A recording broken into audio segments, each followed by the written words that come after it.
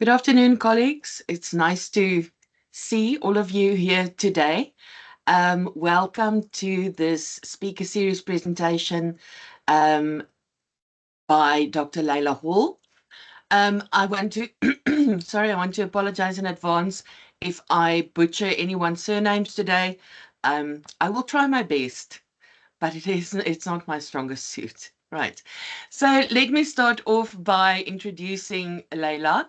Dr. Leila Hall is a postdoctoral research fellow and a lecturer in our Department of English at the University of the Free State. She does interdisciplinary research, specifically located at the intersections of African literary, cultural, and gender and sexuality studies. Apart from two book reviews that she published in 2023 and 2024 on books that were written by Dr. Gibson Nube, I hope I pronounced that right, and Profilin Strauss. She also published an article last year with R. Frenkel and A. Carolyn called Intersectional Invisibility in the 21st Century South African Queer-Themed Short Story in Research in African Literatures. If I'm not mistaken, I think the paper that this presentation is based on was also published or will be published this year. I'm not quite sure. Sorry about that. So further, Leila has also published some creative and journalistic writing on sociocultural issues in contemporary Lesotho, particularly focusing on cultural production, gender equality, and LGBTQI+ rights. So today, Leila will talk to us about two short stories, one from Kenya and one from South Africa, and they are called 9 Pieces of Desire by Idza Luhumyo, sorry, and Plums by Kharys Laue. I hope I pronounced that right.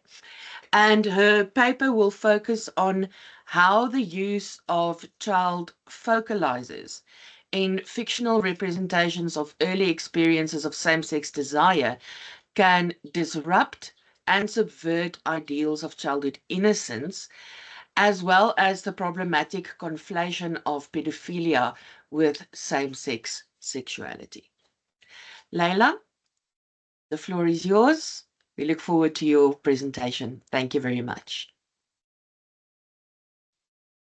The title of my paper is Seeing Differently, Seeing Anew, the strategic use of young girl narrators, focalisers in recent queer African short fiction.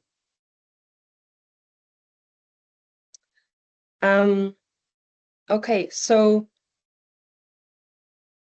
this article discusses the innovative use of a young girl narrator or focaliser in two recent queer-themed African short stories, 9 Pieces of Desire by the Kenyan writer Idza Luhumyo, and Plums by South African writer Kharys Laue. So my interest in this article lies in exploring how the use of a child focaliser in these two stories, which both narrate early experiences of same-sex desire, can disrupt and subvert ideals of childhood innocence and the problematic conflation of paedophilia with same-sex sexuality. So importantly, both stories narrate childhood experiences of same-sex sexuality that are not associated with paedophilia or sexual abuse, but that rather focus on young protagonists' experiences of the restrictiveness and violence associated with hetero-patriarchal norms. I argue that the stories therefore evade the simplistic binary of innocent children and perverse homosexuals in two important ways. Firstly, the stories reframe the notion of same-sex sexuality itself as perverse and violent by instead locating violence and repression within the hetero-patriarchal norms that are ostensibly meant to protect children from harm.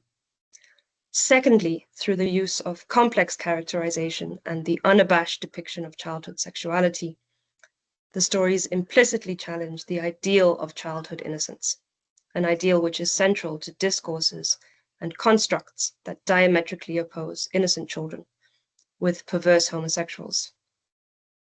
I also explore how the use of a child's perspective can help us to see socially constructed adult norms anew.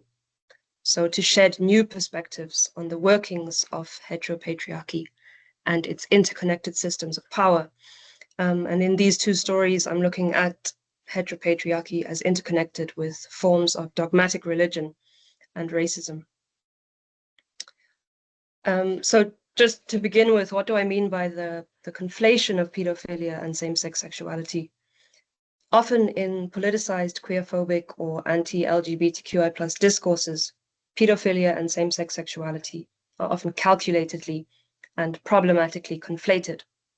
So we've seen this recently in Hungary, where growing anti-LGBTQI+ legislation and sentiments from the government frequently cite supposed child protection as the basis and justification for new anti-LGBTQI+ laws, such as a recent ban on pride marches. So pride marches have been banned supposedly to protect children.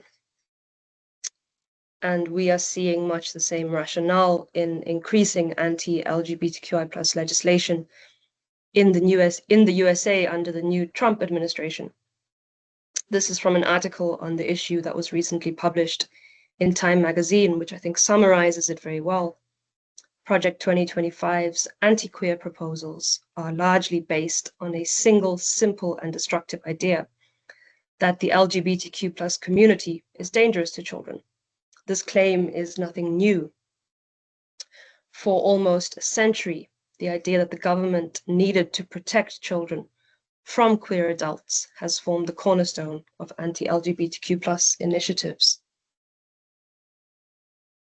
So moving closer to home, looking at the African continent, and of course, over the past 10 to 15 years, we've seen an intensification of queerphobia on the continent, and vitriolic queerphobia from political leaders, as well as anti-queer legislation.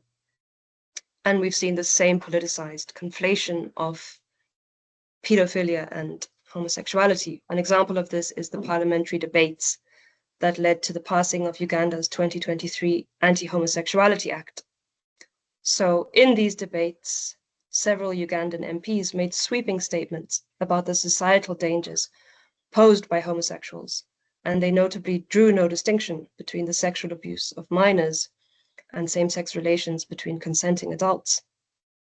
So in advocating for the need for the Anti-Homosexuality Act, for instance, Ugandan MP Musa Etweru in March 2023 spoke of his visits to some hospitals in the country where he allegedly claimed that he had witnessed children with ripped anuses who had been molested by homosexuals. However, rather than campaigning for specific legislation that would protect minors from sexual abuse, Ugandan MPs instead voted overwhelmingly in favor of the Anti-Homosexuality Act, which broadly seeks to prohibit any form of sexual relations between persons of the same sex. So in a single act, consensual adult relations, same-sex marriages, the promotion of homosexuality, and child grooming are all criminalized in one fell swoop. And throughout the act, the insinuation that all homosexuals pose an inherent threat to children is made clear, as seen in Section 12, for instance, which specifies that anybody convicted of the offense of homosexuality shall be disqualified from employment in a childcare institution. We can see the same problematic conflation in African literature, in fictional portrayals. So Brenna Munro, for instance, writes about the centrality of same-sex sexual violence in Nigerian child soldier novels, such as Uzodinma Iweala's Beasts of No Nation. In these novels, boy soldiers are sexually violated by older male military commanders, and they then go on to become perpetrators of sexual violence themselves. So the boy soldier protagonists in these novels are therefore stigmatized subjects, and the overwhelming concern of many of the novel's narrative arcs is how to absolve, rescue, or normalize this figure In other words, how to return the child protagonist to a state of innocence. Munro argues that the novel's portrayals of male same-sex sexuality thus rest on a dangerously simplistic innocence-perversity axis. And given the fact that we still have relatively few positive depictions of male same-sex sexuality in Nigerian literature and cultural production, the novels risk conflating portrayals of sexual violence against children with consensual male same-sex adult relationships. So Iweala's graphic representation of the sexual violation of boys in Beasts of No Nation, Munro argues, runs the danger of configuring male-to-male perversity in a manner that potentially sticks to the nascent gay Nigerian subject. Munro here, when she talks about one idea sticking to another, is drawing on Sarah Ahmed's ideas of the stickiness of cultural emotions, that public emotion can become stuck or associated with certain bodies or certain ideas or certain places in ways that we are often not conscious of. In South African literature, portrayals of paedophilia are frequently read as symbolic of the horrors and failures of both the apartheid and post-apartheid eras. For example, Cheryl Stobie reads Mark Burr's The Smell of Apples as a complex metaphor for the hypocrisies and fissures of apartheid. In Stobie's reading, The Smell of Apples, which is told through the eyes of 11-year-old Manus Erasmus, effectively critiques the absolute binarism of apartheid. She's talking about binaries in terms of race, gender, and sexuality. Through its depiction of the interstitial, scandalous figure of the bisexual, embodied by Manus's revered father, who falls from grace in his son's eyes after the latter witnesses him raping his best friend and classmate. However, tellingly, Stobie's analysis frequently fails to make a distinction between bisexuality as a sexual orientation and an identity which designates adult and consensual relations with both men and women, and pedophilia as a quite separate, harmful, and abusive practice. In Stobie's reading, I argue, and in her eagerness to analyze the novel metaphorically, the two are often conflated, so that Manus's father is not interpreted solely as a sexual predator who uses his position of authority to sexually molest a child, but rather is read as an adult pedophile bisexual figure, which is a problematic conglomeration of disparate identities and practices. So in African literary criticism too, as in African literary works, we can discern the stickiness to which Munro refers, a problematic entanglement between representations of same-sex sexuality, childhood, and the darker specters of rape and pedophilia. So in focalizing their stories through young girl protagonists, Luhumyo and Laue, the two authors that I will consider, join a rich tradition in African literature in which child narrators have frequently been used as a means of shedding new light on socio-political issues and offering alternative insights and possibilities in the face of the seemingly intractable rigidities of the status quo. We see the use of child narrators in novels such as Ben Okri's The Famished Road or No Violet Bulawayo's We Need New Names. The two authors I consider also join a small but growing archive of queer African fiction that focuses on early experiences of mutual and consensual same-sex desire, as told through the eyes of young narrators. Examples are Chinelo Okparanta's Under the Odala Trees, which is set during the Nigerian Civil War in the 1960s, or the Ugandan writer Monica Arakdenyeko's short story Jambula Tree.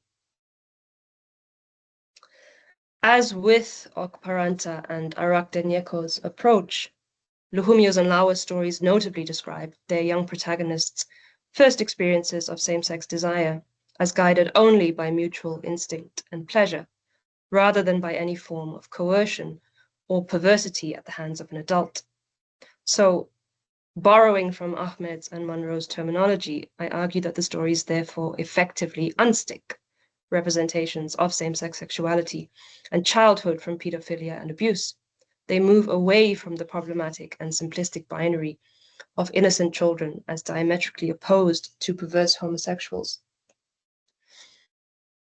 The stories also invert the simplistic binary of innocent children, perverse homosexuals, through their implicit reframing of the very concept of childhood innocence. So as contrasted with Okparanta's and Arabdenyeko's protagonists, the two previous examples that I just discussed, those stories have adolescent protagonists rather than child protagonists, whereas the two stories that I look at, their stories are set more firmly in the realm of childhood. So Luhumyo's narrator is only 10. Laue does not specify her child protagonists' ages, but they are both described as small enough to be physically picked up by their mothers in the acts of violent reprimanding that follow the discovery of their transgression. Luhumyo's and Laue's narrators' perspectives are also definitively childlike, as I will go on to expand below. This focus on queer desire in childhood, I argue, is important. Rather than narrating the movement from the innocence of childhood to the experience of adulthood, as seen in Burr's The Smell of Apples, or of being concerned with how to recover childhood innocence, as in the Nigerian child soldier novels that Monroe discusses, Luhumyo's and Laue's stories characterize their child protagonists as complex, contradictory, and not necessarily innocent at all.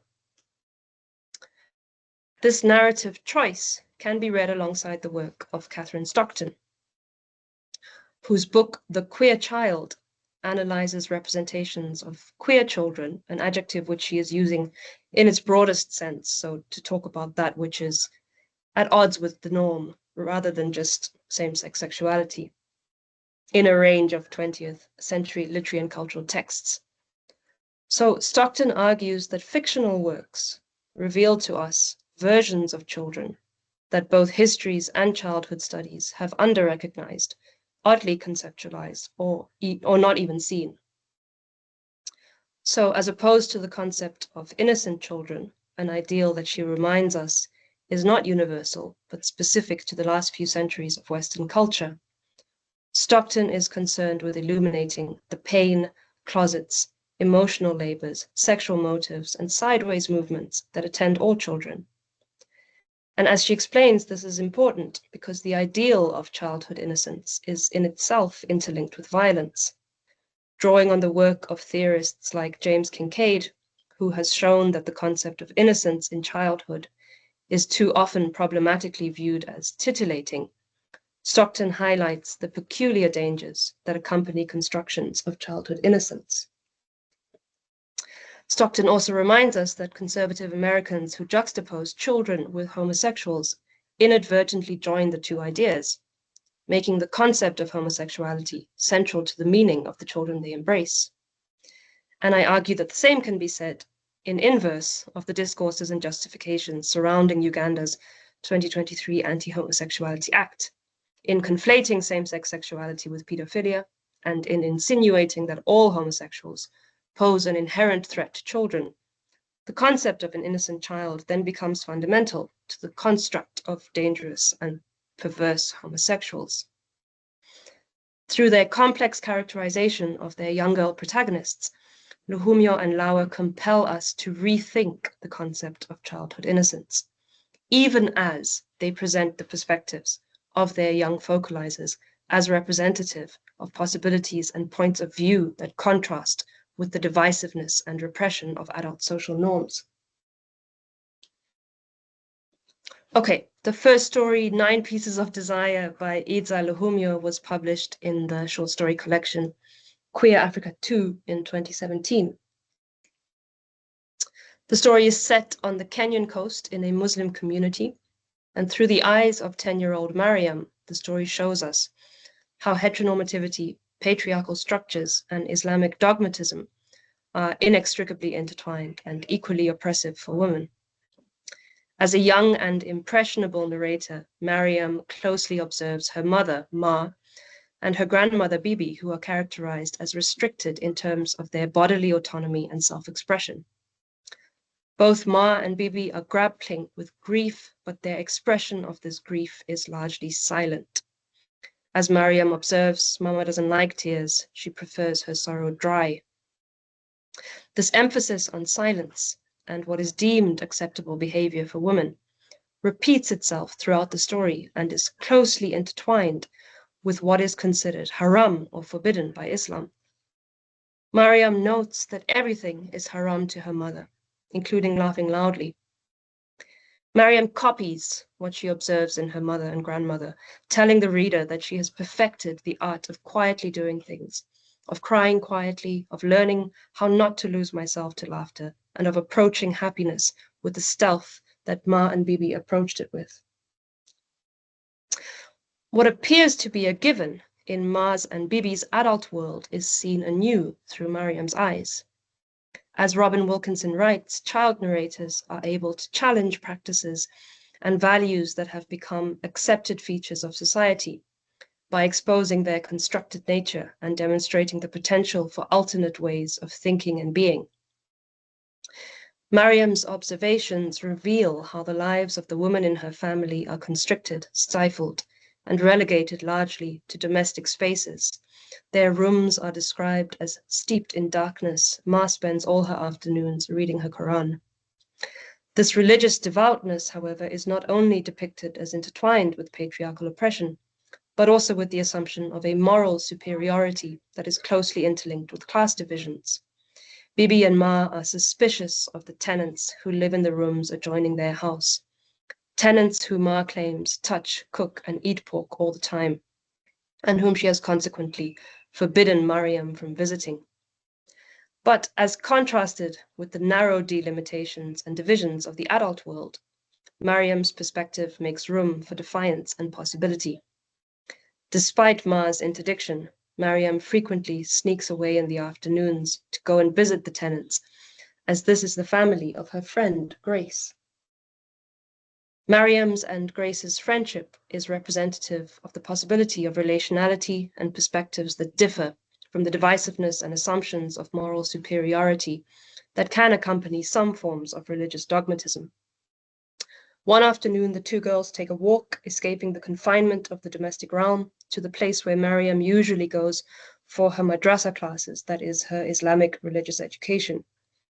The madrasa compound is deserted except for 3 boys who are playing marbles, one of whom is screaming haram, haram incessantly, as if he were rehearsing a chant.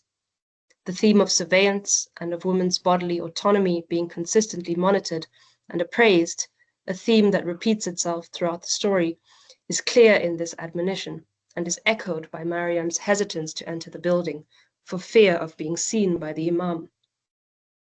The two girls do enter the madrasa classroom, however, and it is in here that they experience a brief and intense moment of same-sex desire.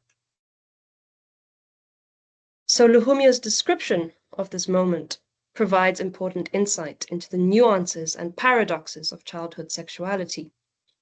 While the girl's experience is framed as taking place outside of the knowledge and language of the adult world, this experience is simultaneously represented in a way that eschews the simplistic concept of childhood sexual innocence.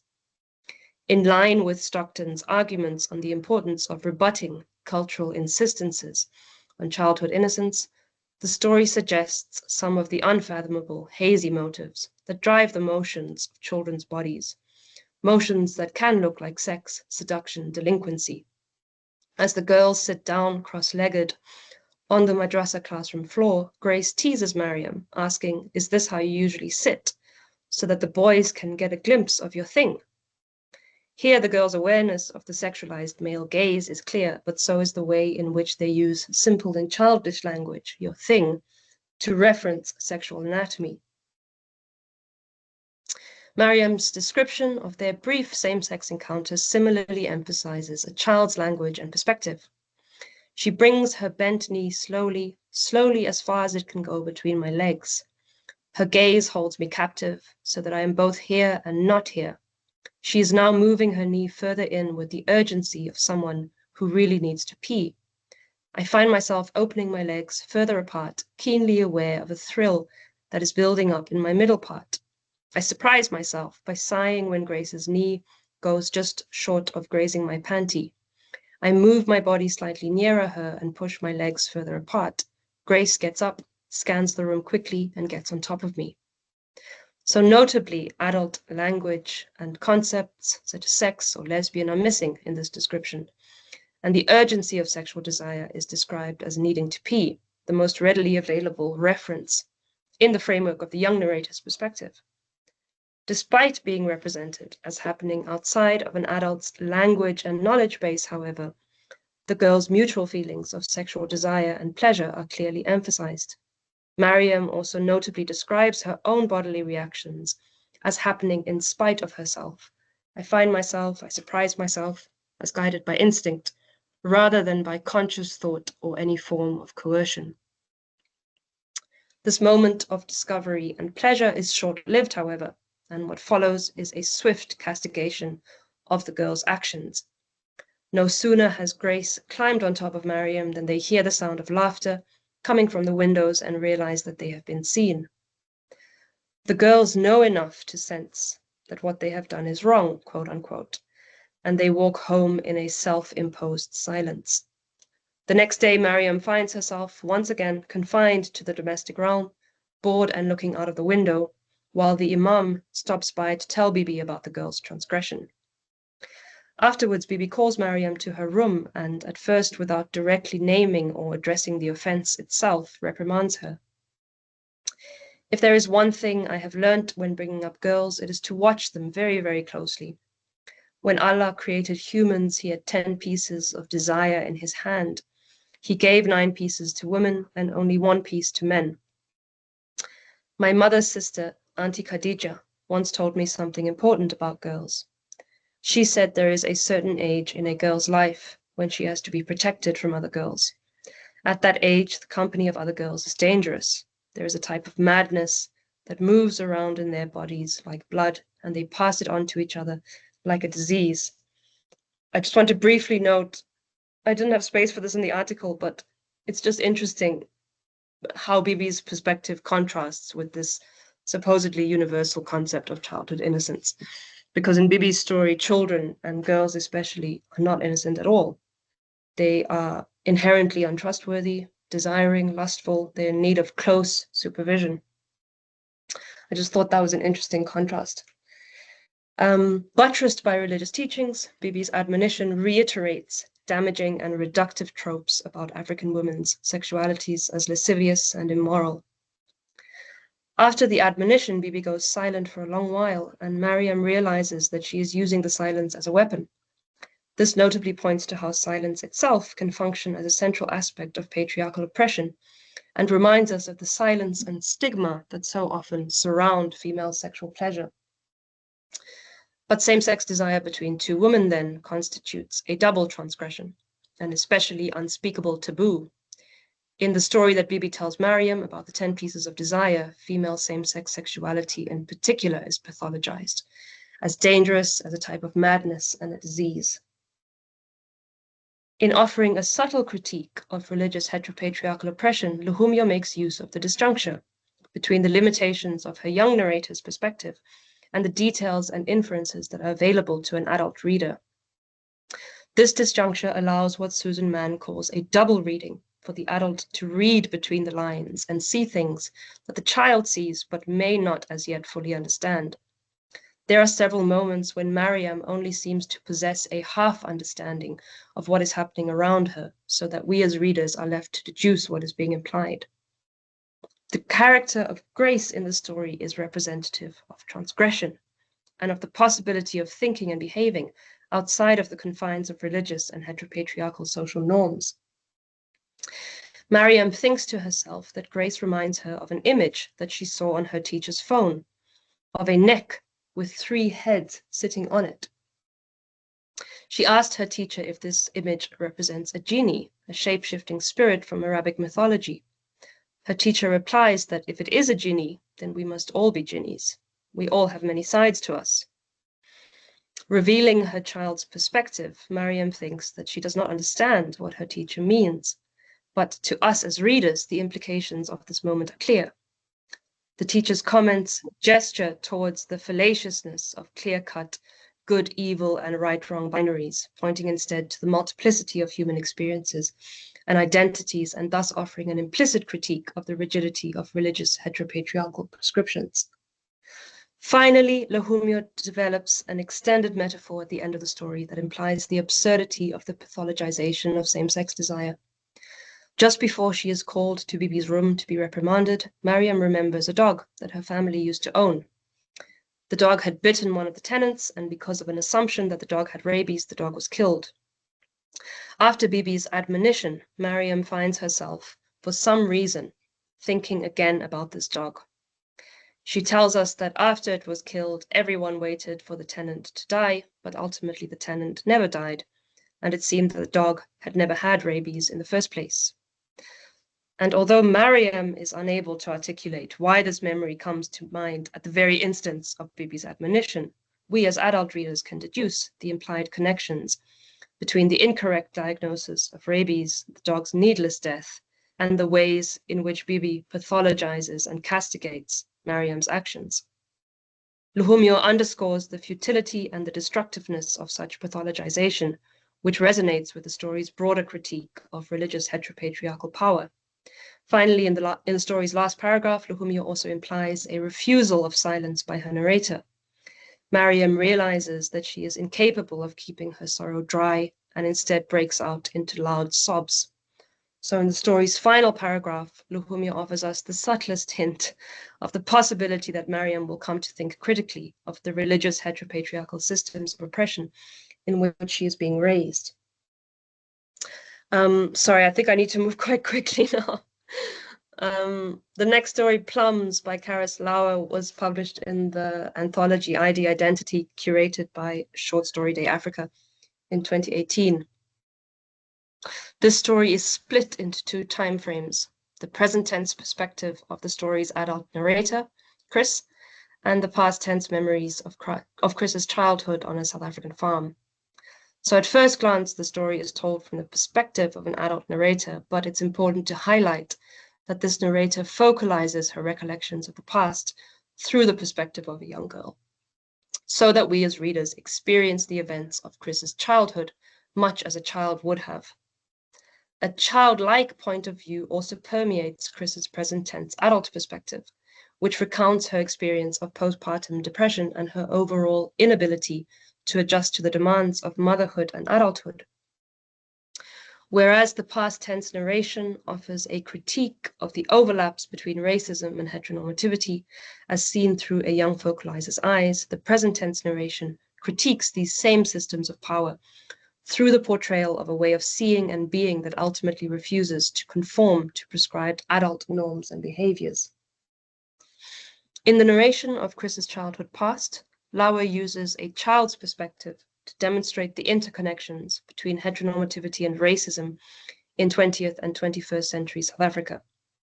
So the time frame of Chris's memories is not specified, but a reader could reasonably assume, given the overt racism depicted in the story and the timeline of its publication, that the past tense narration of her childhood is set during apartheid. It's important to remember that while South Africa's post-apartheid era has been marked by the most progressive legislation of same-sex rights on the continent, the apartheid era was defined not only by the state's policing of racialized divisions, but also by the policing of interracial sex and a strict, indeed militarized regime of heteronormative whiteness. Although Plums gradually reveals the rigidities and violence of these heteropatriarchal and racist norms, the story begins by portraying a child's perspective that starkly contrasts with these. Chris recounts an afternoon that she spent with Gloria, her friend, age mate, and the daughter of her family's Black domestic worker. In spite of the racialized divisions that defined the society in which she grew up, Chris describes her childhood friendship with Gloria as joyful, carefree, and characterized by understanding and relationality. The two girls have spent their afternoon plundering the farm's plum tree orchard, and when Chris tells Gloria that she has a secret to show her at the house, they run there together, laughing and holding hands. Their childhood perspective is revealed in their easy closeness, their instinctive awareness of and relationship with the natural world, and in the story's emphasis on the immediate and the sensory, the low, lazy sunlight, the soft insides of plums. As in 9 Pieces, Plums complicates the notion of childhood innocence, even as it presents a child's perspective that is differentiated from the realms of adult language, knowledge, and social norms. After climbing into the secret space that Chris has found aloft in the ceiling, the girls build a makeshift tent, a semicircle of hay bales covered with a red sheet fetched from the room below. Their tent represents a reality that is separate from the divisive adult norms that surround them. This is our place, Gloria whispers to Chris, her use of the plural possessive pronoun emphasizing a shared space where white and black coexist easily. The image of an alternate childhood reality is underscored by Laue's descriptions of the tent as resembling a womb, bathed in an embryonic light, sheathed snug in an envelope of heat, with the air characterized by a liquid stillness and the red sheet described as a soft skin stretched over us. This embryonic state, however, is paradoxically not a space of innocence, as it is in their makeshift tent that Chris and Gloria experience their first same-sex encounter. As with Mariam's account in 9 Pieces, it is striking to note here how the description of this encounter, focalized through the eyes of young Chris, highlights instinctive curiosity and bodily pleasure as taking place outside of the adult frameworks of morality, language, or knowledge. We lay down facing one another so close I could smell the round, nutty scent of her breath, the sharp fragrance of her sweat, and then suddenly in that center place, like a half-closed bud, over which I had bent time and time again, and with my fingers opened and pulled apart, something broke open and burst into life. We each took the other's leg in between, scissor-wise, and opened like sunned fruit one another's glowing groins, inhaling the inside scent of urine, unwashed skin, sweat. With blind intent, I searched the lineaments of her and discovered the tip of her hot between and stroked it, smooth and soft as her tongue, and the roof of my mouth ached as if I had tasted something too sweet. Chris's account here highlights the life-giving aspects of the moment of the girls' sexual encounter. Far removed from social constructs or notions of right and wrong, Chris poetically compares the girls' glowing groins to flower buds and fruit, configuring same-sex sexuality as something indelibly ancient, instinctive, and closely connected to the natural world. The description highlights the sensory and the sensual, with Chris attuned to every smell and taste in the moment. The mentions of sunned fruit and the sweet taste in the roof of her mouth connect the sexual encounter to the earlier plunder of plums in the orchard, a metaphor of forbidden fruit that haunts her in her adult life and that symbolizes that which is diametrically opposed to the strictures and demands of adult norms. Chris's and Gloria's embryonic state of being is then disrupted by Chris's mother, who discovers the girls' hideout and pulls away the sheet of their makeshift tent in the moment of their intimacy. In a description that brings to mind the violent rupture of birth, the girls find themselves cringing naked under the glare of light and the cool rush of air. This rupture signifies their exposure to the world of adult social norms, so that their moment of intimacy, which through Chris's child's eyes was seen as wordless and instinctive, is suddenly reframed through the language of divisions, of heteronormativity and racism. Their mothers both use the colloquial South African exclamation "sis" to express their disgust at the girl's actions, and they both resort to physical violence, with Chris's mother dragging her up against the couch and slapping her across the face 3 times. This physical violence, however, seems to pale in comparison to the linguistic violence that follows. The racial slur is so loaded that I'll just let you read it for yourself. I don't really feel comfortable reading it out. But Chris's mother ends by saying, "Sis, what are you? A homosexual? That's what you are. Did you know that?" She laughed hysterically. So the crass and pejorative descriptor of women's same-sex sexuality, rubbing fannies, juxtaposes with the poetic metaphors of fruit and flowers in Chris's recollections, And the violence of this descriptor is further compounded by the way in which Chris's mother enjoins it with a racial slur, indicating the intricate overlaps between racism and heteronormativity in apartheid-era South Africa. The admonishment also brusquely defines the girl's previously wordless actions within the frameworks of adult language and knowledge, so that Chris's mother asks if she knows that she is a homosexual, a label which, in her telling, is intertwined with shame and derision. What's important to highlight here is how Plums inverts the trope of a child's first experience of same-sex sexuality at the hands of an abusive adult. Instead of same-sex sexuality being interlinked with violence, the violence against children in this story is instead interlinked with the hetero-patriarchal social norms that the children are being inducted into, the very norms that purport to protect children from harm. The violence of heteropatriarchal norms that Chris experiences in her childhood lingers in the narration of her adulthood present. The birth of her child is not portrayed as a moment of celebration, but paradoxically as a moment that is associated with violence and death. She recalls the midwife holding out the bloodied child, like one of the animal trophies my father used to raise up. And violence, or the nascent possibility of violence, seems to be omnipresent in her adult life, infusing even ordinary moments seen not only in her description of childbirth, but also in her descriptions of the seemingly mundane. Chris is overwhelmed by an awareness of the racial and gendered privileges that her baby boy has been born into. She is capable of articulating and reflecting on these privileges in a way that her younger self could not.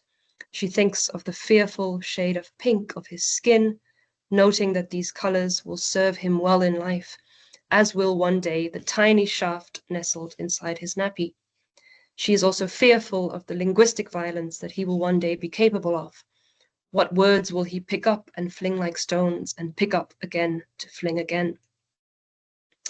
In her adulthood present, Chris feels disconnected from her own body, and this is mirrored in her emotional state, her relations with others, and her seemingly irrational decisions and actions. One day she takes her baby and drives to the supermarket in search of plums. What follows is a surreal narration of watching another shopper, a woman who mirrors her own actions and who reminds her of Gloria, who carefully picks items from the aisles before replacing all of them and only buying plums. Chris drifts in and out of consciousness, and when she returns to consciousness, she is back at home with Brendan, her partner, who reprimands her as he would a child for being irresponsible, informing her that she dropped the baby and came home from the shop with nothing but plums. That night, while Brendan is sleeping, she goes into the kitchen to find the plums and feeds small pieces of the fruit to her baby until they both fall asleep. Brendan, once again distressed in the morning when he finds her, tells her that she has left him with no choice, an intimation that he may end the relationship or take the baby away from her. Either way, the story ends with no suggestion of a resolution, or of Chris learning to adjust to the demands of motherhood and adulthood. So in Chris's seeming inability or unwillingness to leave behind a childlike way of interacting with the world, we can read aspects of Stockton's concept of growing sideways, which she proposes as an alternative to the culturally accepted notion of growing up, in which childhood and adulthood are diametrically opposed and in which children are expected to mature according to a vertical forward motion. Growing sideways, by contrast, refers to an alternative understanding of growth or maturation, a horizontal movement that brings adults and children into lateral contact of surprising sorts. The notion of growing sideways in Plums can be discerned in Chris's inability to grow up in the way that she's expected to, and this becomes integral to the story's critique of heteropatriarchal societal norms. So through Chris's unusual perspectives, the reader sees these norms in a new light, so that they appear as unwanted, enforced, and violent. This compels us to question what is deemed to be a given in heteropatriarchal societies: the expectation that all girls will grow up into women who are happy to be wives and mothers. I see I'm running out of time, so let me jump to the conclusion. In conclusion, Luhumyo's and Laue's stories present an important and novel addition to the growing body of queer-themed African literature. The stories demonstrate how a childlike way of relating to others and to the world, guided by instinct, relationality, and defiance, can act as an important counterpoint to the divisiveness and repression of socially constructed norms that include heteronormative ideals. In their rejection of the literary trope of childhood same-sex experiences as entangled with paedophilia, the stories importantly portray how same-sex sexuality is an instinctive and natural component of many people's sexual development, removed from violence or coercion. This entails a reconsideration of the concept of childhood innocence, which by extension challenges constructions of innocent children who require urgent protection from perverse homosexuals. And just as a final point, I want to say that this carries wider implications for discourses and debates surrounding same-sex sexualities on the continent. This is because when African lawmakers and politicians justify recent anti-homosexuality legislation, they frequently cite the importance of protecting African cultures, traditions, and values against the dangers of a supposedly corrupting Western influence. In statements such as these, Western or global LGBTQI+ human rights are framed as dangerous and unwanted impositions on an idealized set of African values and cultures that need to be protected and defended. And if you think about it, this discourse bears striking similarities to the notion of innocent children who need to be protected from perverse homosexuals. So concepts of innocence translate into broader queerphobic nationalist discourses, resulting in what Monroe terms fantasies of purity, whether cultural, national, or sexual. In texts that rethink and challenge the dangerous simplicity of the innocence-perversity axis, Monroe suggests that we can read an important rejection of the politics of wholeness, authenticity, and purity. So rethinking concepts of childhood innocence, therefore, and by association, the falsity of the innocence-perversity binary brings a set of important broader implications. If same-sex desire is understood as innate, a possibility that resides within many people from childhood, and one that can exist as quite separate from any imposition or coercion at the hands of a foreign culture or a perverse adult, then the falsity of the fantasies of purity that Monroe refers to are revealed. Queerphobic legislation, such as Uganda's Anti-Homosexuality Act, relies on constructions of the dangers of perverse homosexuals and the imposing West. Fictional representations of childhood experiences of same-sex sexuality in African contexts, as told through the eyes of young narrators or focalisers, present vital and underrepresented points of view that directly counter these constructions and discourses. Okay, thank you. I'm done. Thanks, Leila. I am so sorry for rushing you through that last bit. Right, so I'm going to open the floor now for questions. Please put up your hand if you have a question, and I will let Leila answer you.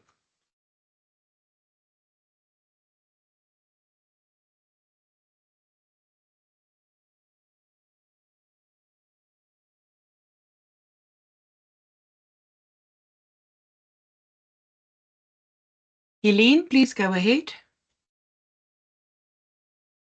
Thank you, Anta, and thanks so much, Leila. This paper was really rich. It had me sort of carried away all the way through.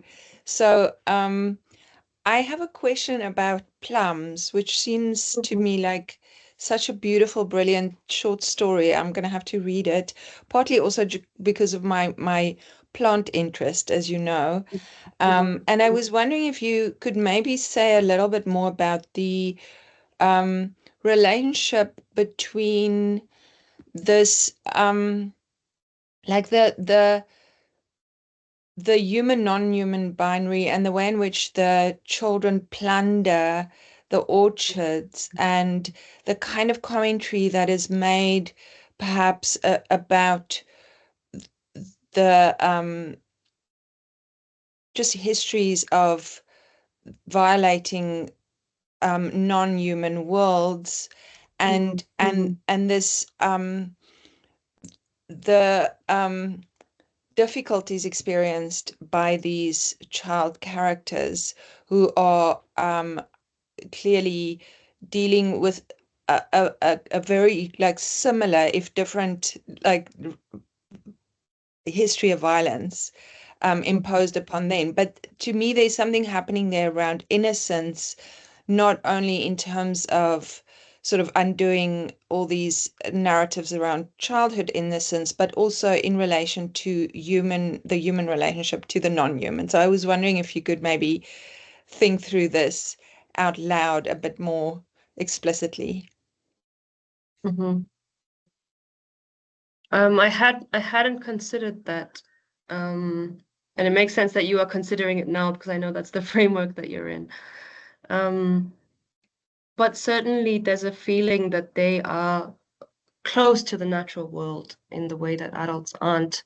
But I hadn't considered the plundering as a kind of taking of the natural world.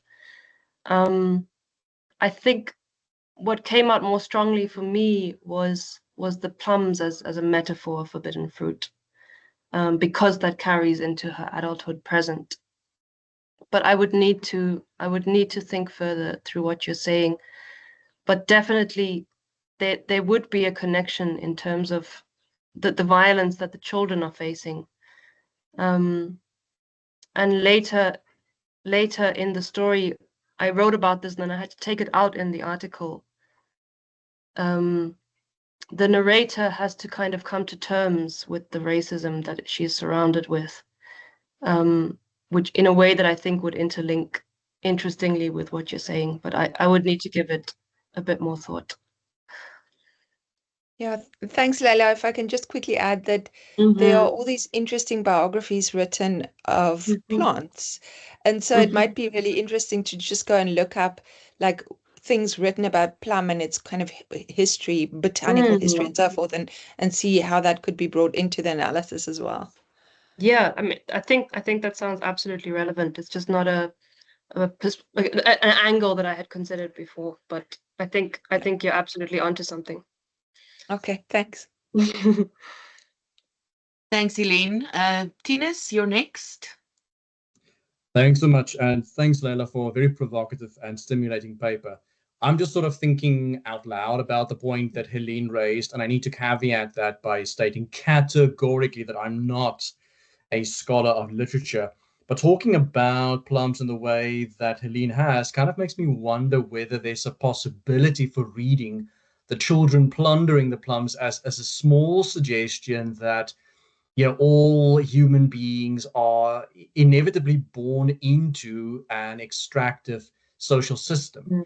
And that even though the children, of course, are in that sense, I suppose, innocent and their attraction and their sexual experiences are innocent, are natural, and it does not need any protection. Despite all of that, the idea of a purely innocent childhood is then a fiction. Which is exposed by that even as children, one can engage in plundering, not because of any kind of individual culpability, but owing to the inevitable embeddedness in an extractive system. That's just me thinking out loud. I'm not sure that makes any sense, but for what it's worth, it's out there now. No, I think it does make sense, and I think it does make sense in the ways that they are embedded in a racist society, in ways that they can't, despite their perspective and their relationality, so quickly in the story, she moves from that relationality to actually showing quite a racist attitude towards Gloria. So I think it's showing how quickly we are inculcated into the systems that we're born into, and what you're saying about extractive economies, that we are born into those. I think that absolutely makes sense. Very interesting readings coming out that I hadn't considered. It's a very rich story, and actually I also got carried away in my reading of it. I had to cut out many chunks from the article. Thanks, Leila. Thank you, Tinus. Any other questions or comments for Leila?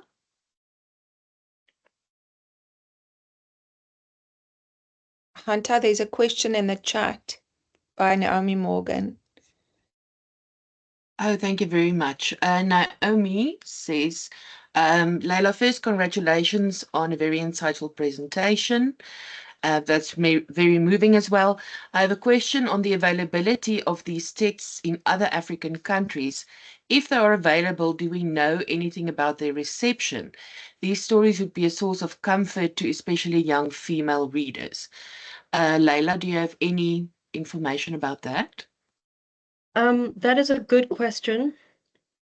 I don't know I haven't read specifically about the reception of these two stories, but what I have read is about the reception of another story by a Kenyan author that was published in the same anthology as Plums.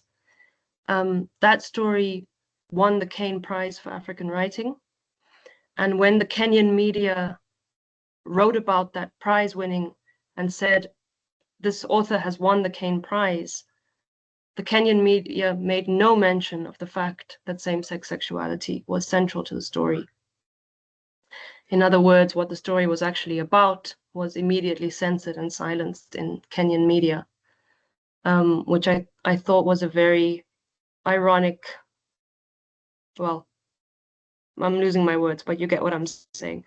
So I don't think that they have had enough of an audience, or that they have enough of an audience. These are two anthologies that I'm not sure how easily they are available. I think what has a lot more potential in terms of this is online African writing. So quite a few online African literary magazines, such as Brittle Paper, have curated and published free digital anthologies of queer African short fiction, which are much more available than these two anthologies would be. But as Naomi says, yes, they would definitely be a source of comfort if they were more available. And I think it leads us to thinking through how important it is to have accessible forms of fiction in, for example, some of the online anthologies that I just spoke about.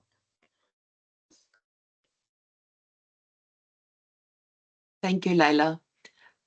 If there are no other questions and comments, I would like to suggest that we draw this to a close. I'm really sorry, but I have to rush to oral presentations for my students. So I would like to thank Leila very, very much for a really insightful presentation that has made me excited about reading in a way that I haven't been in a long time. So thank you so much, Leila. I'm sure we all learned a lot. And you have certainly opened up some new horizons to all of us. Helene, I see your hand is up. Is that a legacy hand? Do you have a question or a comment? Or was that a clap? Sorry, I tried to clap and press the wrong button. Sorry. No problem. I see that Japheth has a question there. Can I ask that you continue with this conversation in my absence? I am going to leave. I'll leave the recording going, so you can continue with this conversation as long as you like, but I need to go. And so thank you everyone for coming. And yes, Leila, thank you very much. And I will post the recording and let you know when it's available. Thank you very much, everyone. Bye-bye. Thank you. Let me just look at this question. So the question is, what risks does an author take artistically and politically in choosing a child narrator for taboo subjects? And how might these risks shape the form, reception, and distribution of the text? Is the child narrator's ignorance a protective device for the author to evade censorship or moral backlash? And what are the ethical implications of this strategy? Wow, those are very good and dense questions. Definitely, in terms of risks that African authors take when choosing to tackle queer fiction, there are serious risks. There have been cases when Nigerian writers have been kidnapped or people have broken into their homes. They have faced threats of violence. They've had to leave the country for writing about subjects that are deemed to be un-Nigerian and against Nigerian national interests and so on. So much the same happens in Kenya. As I said, when this Kenyan writer won the Kane Prize, the Kenyan media completely silenced the fact that it was about queer desire. So there's definitely risks. And I think what I admire about writers like Luhumyo and many other African writers who are tackling these subjects is that I don't think they let those risks, as you say, shape the form of their stories. These stories, like the ones I just read, like 9 Pieces of Desire, is very bold and provocative. At the same time, there is, to me, quite a subtle critique of heteropatriarchal norms happening. And maybe it takes quite a lot of thinking to really see what the author is saying about the oppressions and the prescriptions of some forms of dogmatic religion. Is the child narrator's ignorance a protective device for the author to evade censorship or moral backlash? I don't think so. I don't think so. I think the authors are doing something quite deliberate by showing us the potential of sexual desire and sexual experience in childhood. And I think they both described the moment of the sexual encounter that I read out. So I don't think it's a protective device. I think they actually are being quite brave in how overt they are in their writing. I really hope that answered your questions and made some kind of sense.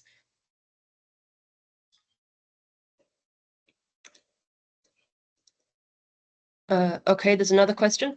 Do you think queer fiction narratives challenge or reinforce traditional notions of identity, power dynamics, and relationships? And what impact do these representations have on readers' understandings of queer experiences, especially in the African context? I think it depends how you read it. For example, in 9 Pieces of Desire, if you were to read Bibi's admonishment and Bibi's story about girls' sexuality being dangerous and a type of disease, if you were to read that at face value and end your reading with that, then it may be reinforcing traditional notions of identity. However, if you were to read what the story is actually doing, which is in a very subtle way critiquing what Bibi is saying, critiquing the futility of that pathologization, critiquing how Mariam is beginning to watch and think differently about silence.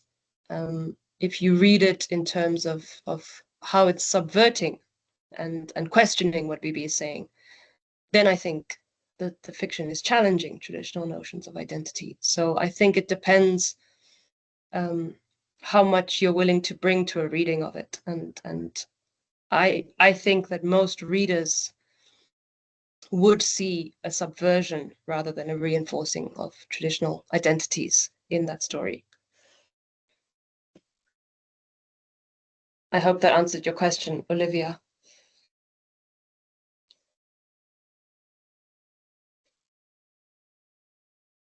Okay, any further questions?